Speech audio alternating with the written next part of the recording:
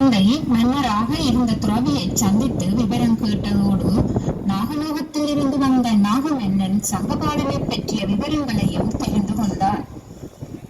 விவரங்களை கேட்ட மன்னன் துரியோதனன் தானம் செய்து இறந்து நாகலோகத்தில் சங்கபால மன்னனாக பிறந்தான்.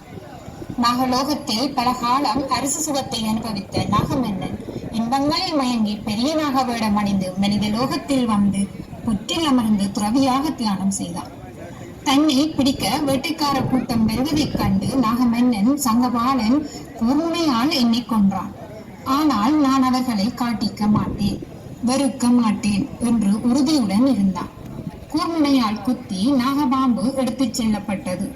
இதை பார்த்த ஆளார என்ற வணிகர் பணம் கொடுத்து நாகமன்னனை மீட்டார்.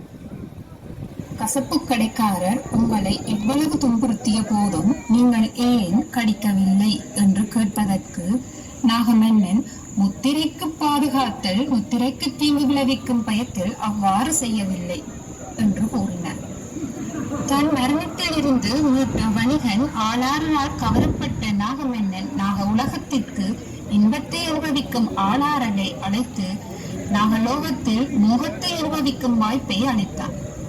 சிறிது காலத்திற்கு பிறகு பிரப்பால் ஏமாற்றமடைந்த ஆளாரர் மனித லோகத்திற்கு திரும்பி இமயமலை காட்டில் துறவியாக தவத்தை கடைபிடிக்க நேர்ந்தது. இதை பார்த்த பரணஸ் மன்னன் துறவியை அரண்மனைக்கு வரவழைத்து உபசரித்து தகவல் கேட்டார். நாகமன்னன் சங்கபாலனை வேடர்களிடமிருந்து மீட்டதில் இருந்து பாம்புகளின் உலகத்திற்கான பயணம் மாற்றங்கள் போன்றவற்றை பரணஸ் மன்னன் அறிந்து கொண்டார். இதனால் பெரிதும் மகிழ்ந்த பரணஸ் மன்னன் தவம் செய்து அரசாண்டார்.